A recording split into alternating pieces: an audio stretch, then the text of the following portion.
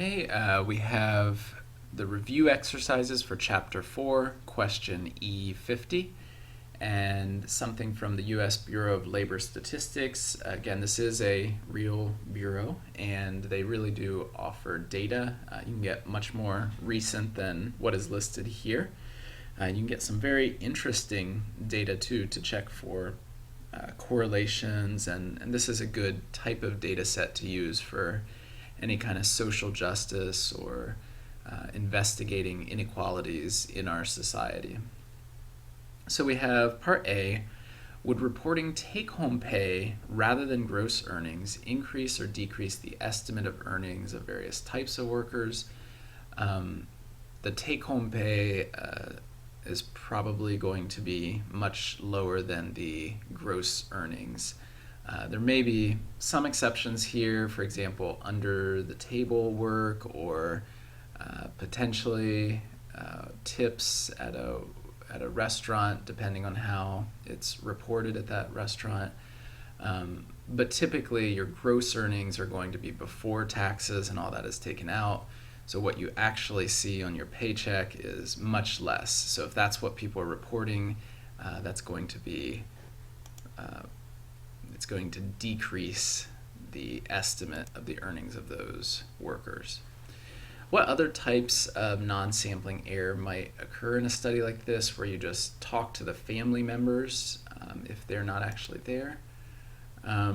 Well, even talking to the worker itself, you might want to appear stronger or better than what they actually earn.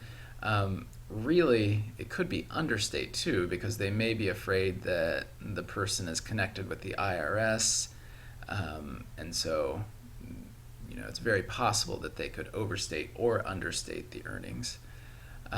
Maybe misclassify, and you might wonder how that would happen.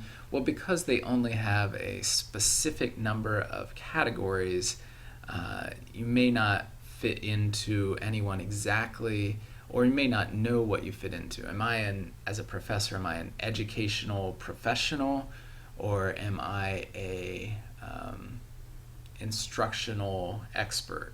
Maybe there's two, certainly not expert, but if there's two categories like that, I might not know which to choose, even though whoever's controlling the data set may have some kind of specific method that they take there.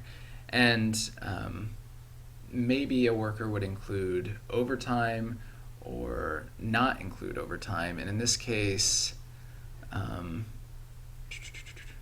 it doesn't really even say whether or not they should use overtime. But certainly certain people may include overtime, certain people may not include overtime as they're reporting their pay. And that would increase the variability. And we've talked about variation or variability is typically a negative thing when we're analyzing data, because it makes us less precise. So all of these mentioned could potentially happen, even though it's not an issue of how we set up the design in terms of sampling. That's why it's referred to here as non-sampling error.